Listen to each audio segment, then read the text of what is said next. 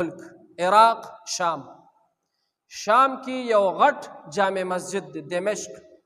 دمشق یو غټ جامع مسجد دی پدې کې یو مؤذن دا واقعا موږ د درس په دوران کې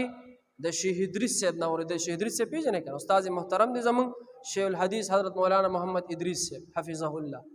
دا غنم اورېدل په درس کې هغه ویل چې د شام په غټه خاریه کې غټ جامع مسجد دمشق جامع مسجد وته ویل کی چې باغی کې یو بانګیو اذانونه به کول بانګی نه چرګ نه ګوري سړیو اذان به کول اور جی اذان به کولو سونه کال اذان کړو او یا کال سونه لکه 70 سال اذان سونه لکه 70 سال صد پاس سل کال عمر او یا کال چې دی په دقه جمعات کې اذان کړو الله دې اخره په ایمان کی خدای دې مخره نه خرابوي نو او یا کال د اذان کړو او اذان کولو د مازیګر په ټیم کې نو په خوا خو لسپیکر نه وي نو چې اذان به کولو نو د جمعات په ګټ کې به یو مناره جوړه وا اق مناره ته به مؤذن بره وختلو نو مؤذن به په مناره کې اذان کولو په مناره کې بدري سوریو سالکه سومعات ویل کی سومعات هغه درې سورو کې یو به مخامخ سوریو نو مؤذن چې به اذان کولو نو هغه سوري ته به خله مخامخ کړله اذان به کو چې حي علی الصلاه به وي حي علی الفلاح به وي نو ګس طرف ته به یو سوریو یو بخي طرف ته سوریو چې حي علی الصلاه به وي نو دی خو به سدي هغه سوري کې به خله دنه نکړله حي علی الفلاح به وي به دی بل طرف ته سدي په دې سوري کې به خله وردنه نکړه چې خلک د اذان ووري وورخه سونه کال اذان کړو لکه تاسو نه تاسو کوم 70 سال اذان کړو او یا کاله او اذان کول تاسو په فضیلت او څومره لوی مقام لري نو او یا کاله او صد پاس سل کال عمر بوډاو نو چې اذان کو د مازیګر ټیم کې نو چې د څنګه وی حي علی الصلاه چې دا سړي سوري ته مخ کړي دي نو په دې سوري کې دا خوچته مناره وا په خوا خو دومره اوچت بلډینګونه هم نو کورونه هم دومره اوچت نو خوا کې د یو یهودي کور د چا کور لکه یهودي د یهودي په کور کې چې دی د یهودي لور ناسته وه او دی بابا چې او یا کال اذان کړو او یا کاله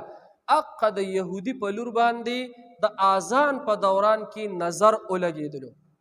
چې نظر ولګېدلو یهودي اذان په ځای پرېښودلو د بابا اذان په ځای پرېښودلو او د یهودي لور ته څه دی په تماشه شو خدای دې آخره بالایمان کې دا د الله نه سوال ډېر کوي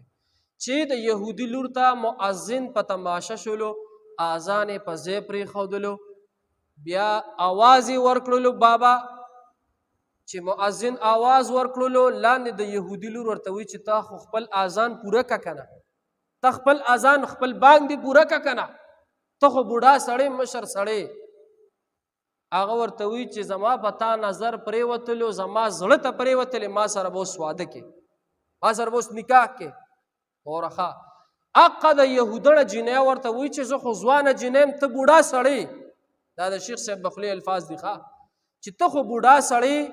زه تا سره څنګه واده وکړم دا ورته وایي دا بوډا ورته که په هر قانوني که په هر سی ما سره به نکاح کې ما سره به واده کې دا یهودړه ورته وایي ای بره له د منارې نه راکوز شوی نه دی د اذان د ځای نه له راکوز شوی نه دی دا یهودړه ورته وایي دا جینۍ ورته وایي چې زه تا سره واده کول غواړم خو په یو شرط بابا ورته وایي وایه څه شرط مې دا دی چې ته به دا خپله مسلماني پرېږدي زمونږ یهودیت په اختیاری څونه کال اذان کړو او یا کاله الله نه دا سوال کوي چې خدایا خاتمم په ایمان کې خدایا خاتمم به خرابوي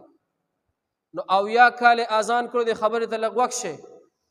نویدي بابا چې ورته وویل چې بس ټیک ته زه به یهودیت اختیار کم زه تا سره واده کول غواړم هلکه چې یو سړی ده ووایي چې زه یهودیت اختیاروم زه کفر اختیاروم دا سړی لاړو د ایمان نه خلاص څه شی لکه ایمان نه خلاص ایمان نه خلاص شلو او یا کاله اذانې په یو نظر بیللو په یو نظر او یا کاله اذان بیللو ووره چې څنګه دی راضي شلو جینۍ سره دی راضي شلو جینۍ ور سره راضي شوله چې جینۍ ورته وي چې ته به زمونږ یهودیت اختیاری بابا وتې زه ستا یهودیت اختیارم خو ما سره واده وکړه چې څنګه د منارې نه راکوزېدو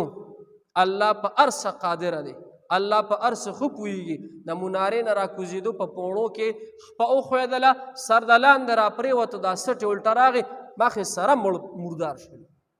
لاړو مړ شولو دا کم حالت کې مړ شولو لکه ووایه کم حالت کې یهودیت کې لاړو مړ شولو او یا کال اذان کړو لہذا خپلې خبرې له راځم اذان دې وکړلو منځ اودس دې وکړلو قرآن تلاوت دې وکړلو اوس د خدای نه دا سوال وکړه خدای دا قبول کړي او خاتمه مې په ایمان کې خاتمه مې څه دی په ایمان کې